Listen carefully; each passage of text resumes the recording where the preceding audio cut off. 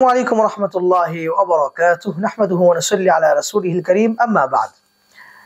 قال رسول الله صلى الله عليه وسلم أقرب ما يكون العبد من ربه وهو ساجد فأكثر الدعاء أو كما قال عليه الصلاة والسلام সুপ্রিয় দর্শক শ্রোতা মণ্ডলী মাহে রমাদানের শেষ দশক চলছে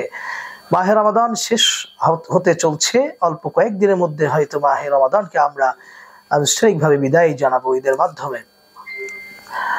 আমি যে হাদিসে পাক হাদিসটি তেলাওয়াত করলাম পাঠ করলাম এই হাদিসের মধ্যে রাসূলুল্লাহ সাল্লাল্লাহু আলাইহি ওয়াসাল্লাম ইরশাদ করছেন যে বান্দা যখন কোন মানুষ যখন নামাজরত অবস্থাতে সিজদাতে যায় কোন মানুষ যখন সিজদায় যায় তখন আল্লাহ তাআলার একেবারে কাছাকাছি হয়ে যায় অতএব তোমরা সিজদার মধ্যে খুব বেশি পরিমাণ দোয়া করো সিজদার মধ্যে সম্মানিত দর্শক শ্রোতা মণ্ডলী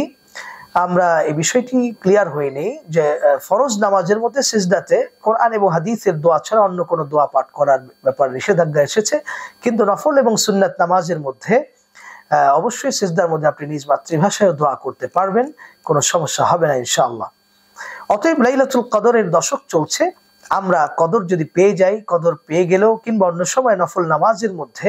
বিশেষ করে কদরের রাত্রিগুলোতে সিজদায় গিয়ে লম্বা সিজদা করার চেষ্টা করি এবং সিজদার মধ্যে আমরা খুব বেশি করে দোয়া করি কোরআন এবং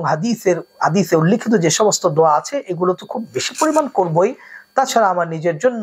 নিজের গুনাহ মাফের জন্য ছেলে মেয়ের জন্য বিবি বাচ্চার জন্য বাবা মায়ের জন্য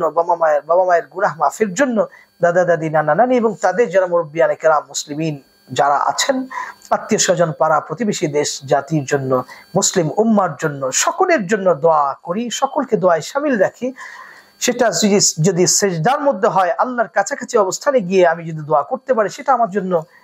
সৌভাগ্য নিঃসন্দেহে অতএব আসুন আমরা সিজদার মধ্যে খুব বেশি দোয়া করার অভ্যাস করি লাইলাতুল কদরকে হক আদায় করার চেষ্টা করি লাইলাতুল কদরে যথাযথভাবে